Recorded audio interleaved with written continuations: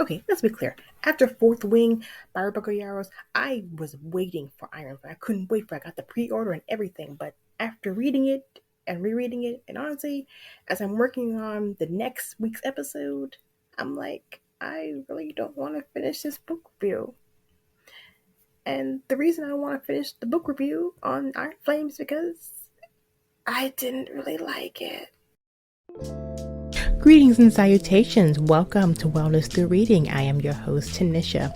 Wellness Through Reading is a podcast dedicated to guiding others and keeping reading a daily habit as a form of self-care. To stay updated when a new episode is uploaded, please subscribe to the channel.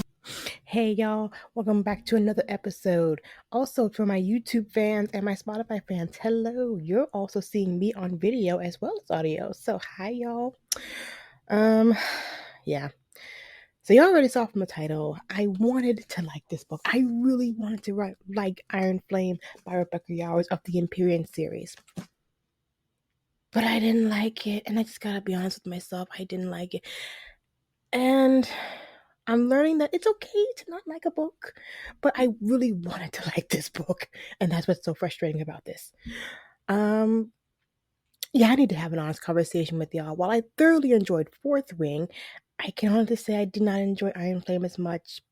Sort of. I mean, there were parts that I absolutely loved, but more than not, there's parts I really didn't like. And I really wanted to like this book because I was so invested from the very first book, Fourth Wing. From the very first chapter, I was hooked. I wanted to know more. I needed to know more.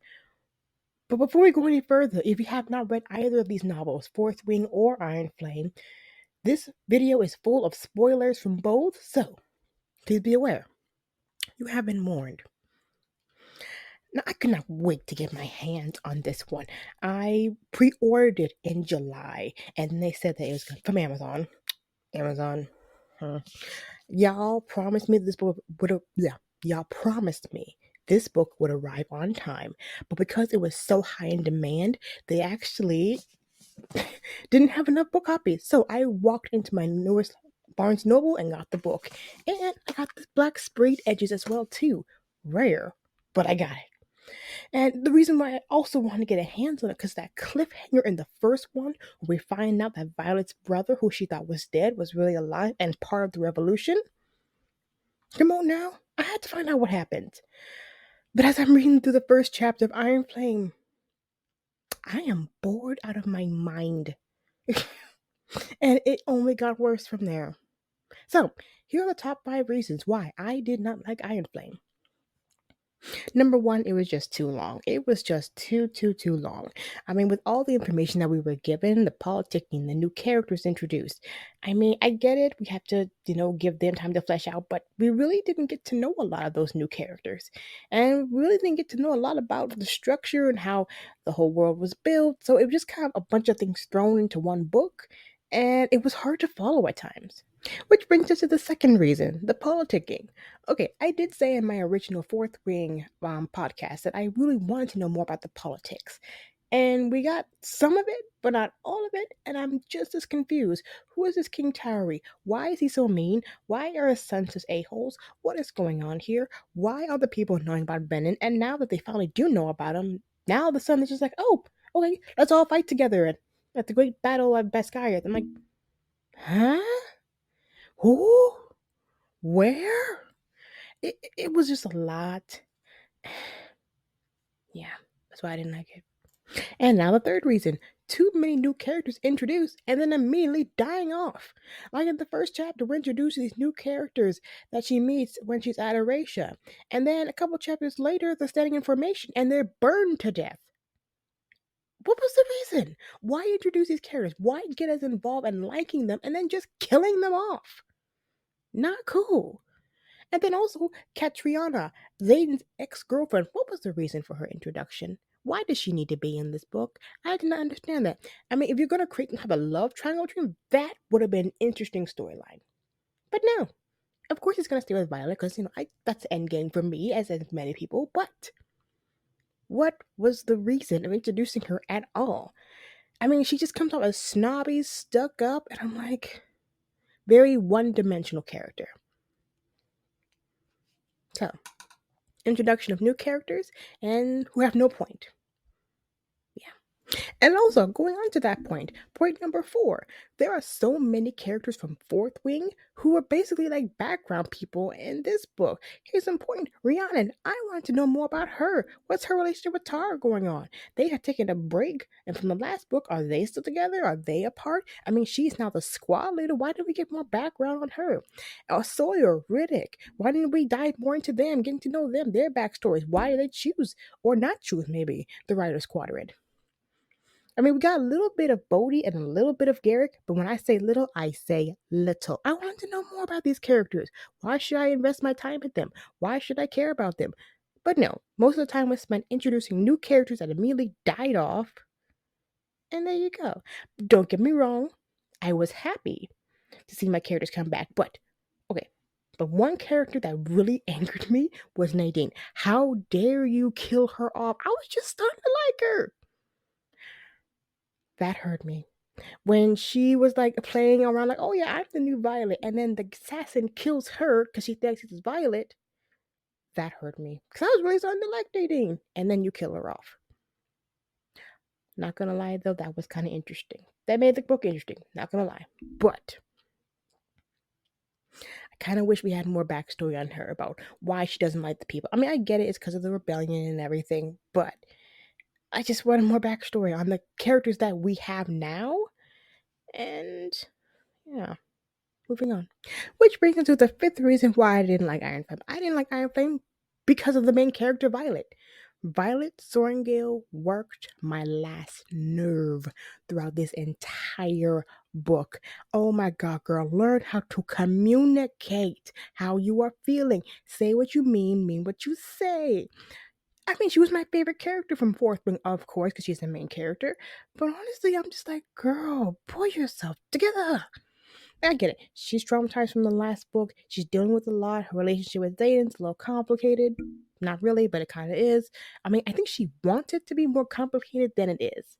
Like, girl, do you want to be with him or not? Because he's made it clear he wants to be with her. But I'm not starting to question, does she want to be with him? I mean, at times she does, at times she doesn't. And it's like, girl, relationships aren't light switches. Make a decision. On or off. Communicate or not. But then again, I do give her grace because she is in her early 20s. And, thinking back to my early 20s, I wasn't a good communicator either.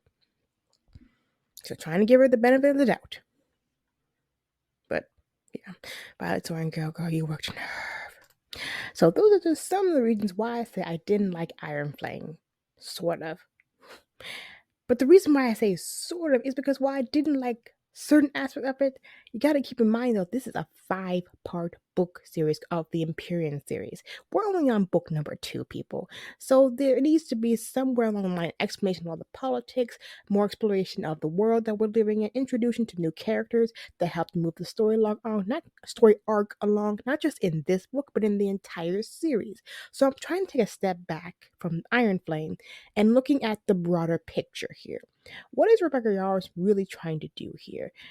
Where are we going with all this? And yes, all that stuff can be kind of boring, but to fully understand the world that Rebecca Yarros has built, you kind of have to go through some doldrums. Case in point, I was just thinking about this. Like the Harry Potter series, for example, one of my favorite book series that I absolutely loved as a kid and loved going to see in the movies as well, too. The very first book, which was Philosopher's Stone, Harry Potter and the Philosopher's Stone. No, Sorcerer's Stone. Harry Potter and the Sorcerer's Stone. Please forgive me, Harry Potter fans. Don't come at me. It's been a minute. But that was my favorite book of this series because it just drew me in, made me love Harry, made me love his world. And I just wanted to know more. I wanted more. And that's kind of the point, especially when you're doing a book series. The first book is supposed to draw you in. It is supposed to make you want to fall in love with the main character. And it is supposed to want you to continue onwards and follow their journey. But I will say the 5th book, Order of the Phoenix, I didn't like that one either. I did not like it. And so many other Potterheads can agree with me on this that they didn't like that one either. Harry was moody all throughout the book. I mean, he was going through some things. He had, a defense against the dark arts teacher, Dolores Umbridge, who was just like, ew. She was basically the Varish of this world. Of that world. Yeah. If you Iron Flame, Varish, who was torturing The Best Guys College. Oh my goodness. Iron Flame got me really messed up with that one. But going back to my example, I didn't like it because of what state of mind Harry Potter was in. He was super moody, mad at everybody and everything. But you gotta keep in mind though, he had a um, murdering sociopath messing with his head. And we find that out at the end of the book. And then we realize about the connection between the two in the sixth and seventh books. When we realize, oh, that's why he was so moody in the fifth one. So, like I said, there are some books that you just kind of have to just kind of get through. So that way, when you get to the next book, it all makes sense as it goes along. So who knows? When the third book comes out, it might be better than this. It might open up your eyes and be like, oh, that's why that was important. So don't discount the whole series out just because of one maybe not so great book. And honestly, the writing of it was amazing. I still loved it. I still loved the pacing, still loved, the dialoguing and everything. I just didn't couldn't vibe with it. Iron Flame, couldn't vibe with it. As well as Order of the Phoenix. Even now as an adult, I'm like, I still can't vibe with it. And to be even more fair, I'm going to talk about some aspect of the book that I did like. Number one, the character growth of the relationship between Violet and Xaden. I loved how, obviously you can definitely tell at some point she was absolutely traumatized by what happened to Liam in the last book. And that guilt is just eating her alive. And you definitely see that during the torture scene, where Liam, whether or not he's actually there or just a figure of her imagination, is still up for debate.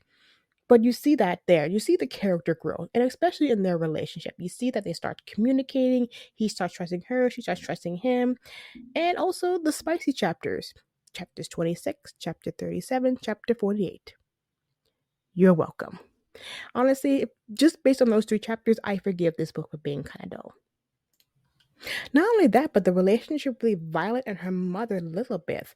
Oh my goodness. I knew it. I knew there was a reason that Violet had to go into the writer's quadrant. I knew it. There was a reason that her mother sent her there. There's just no way that she just sent her daughter into the writer's quadrant without any type of explanation. And we finally get an answer here in Iron Flame. I'm actually quite shocked we get it this early on, but we got it, at least. And what was the reason? Well, you're going to have to get your own copy and read it for yourself. As always with my book reviews, I don't like to give away everything because I do want you to go get the book yourself and enjoy it.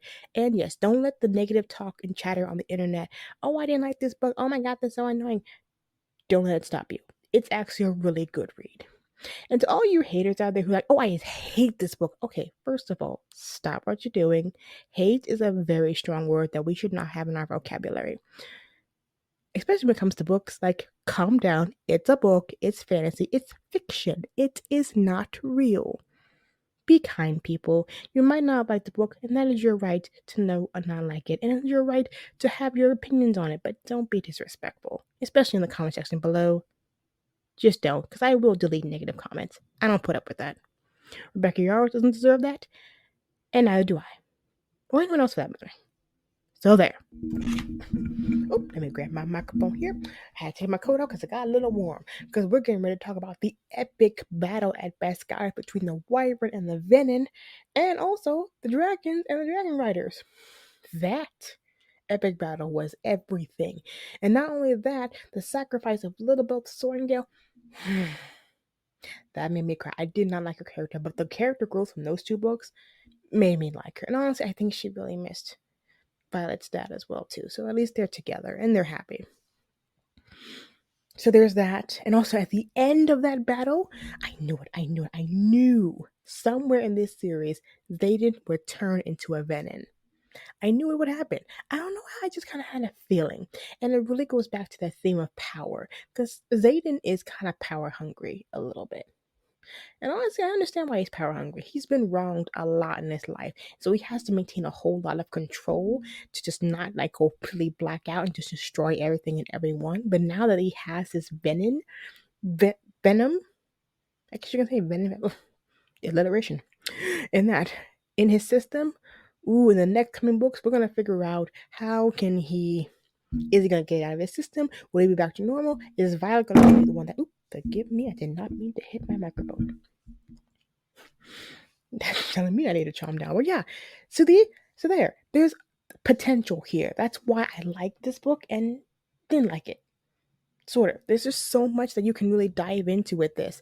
And so even though I may have been turned off by some things in the book, I'm still overall interested in this series. So when the third book comes out, oh, you better believe I'm going to buy it.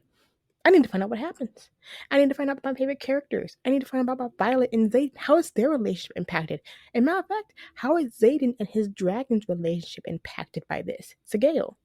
Which brings me to my last reason why I still love Iron Flame. Let me turn this right here. Alrighty. So the last really good thing about this book, and one of the things I think really saves it, are the dragons. I love the dragon. The dragons are everything.